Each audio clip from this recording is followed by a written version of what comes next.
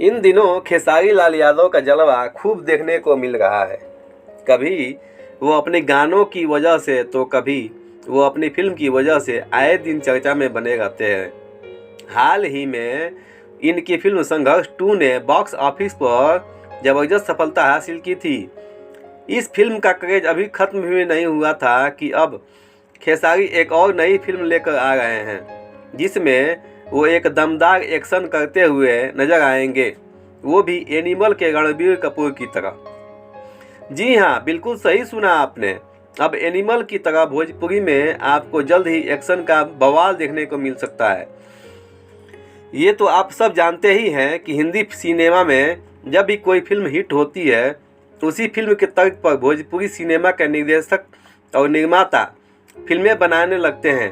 ऐसे में अभिनेता रणबीर कपूर की फिल्म एनिमल, जो कि इस वक्त बॉक्स ऑफिस पर धमाल मचा रही है, अब इस तर्ज पर भोजपुरी में भी फिल्म बनने जा रही है। खबर है कि निर्देशक धीरज ठाकुर बहुत जल्द खेसारी लाल यादव के साथ फिल्म डंस लेकर आ रहे हैं। डंस मूवी में आपको फुल एक्शन देखने को मिलेगा। चर्चा तो यहाँ तक है कि यह एक हार्डकोर एक्शन फिल्म होगी और इसका बजट भी उसी हिसाब से डिजाइन किया गया है। फिल्म के बजट का आधा हिस्सा केवल एक्शन फिल्माने में खर्च किया जाएगा। यही इस फिल्म को लेकर ऐसी खबरें भी हैं कि डंस की कहानी एनिमल की नकल है।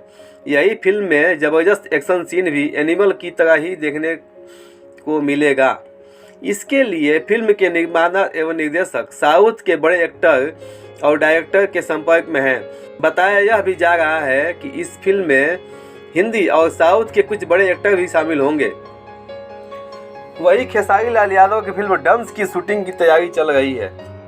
इस फिल्म की शूटिंग जनवरी से बनारस के आसपास शुरू होगी। तो दोस्तों, आप लोगों को ये मेरा वीडियो कैसा लगा कमेंट में मुझे जरूर बताएं और मेरे चैनल को सब्सक्राइब और लाइक जरूर करें दोस्तों, ताकि मेरे हर वीडियो का नोटिफिकेशन सबसे पहले आपको मिले मेरे दोस्तों। जय हिंद।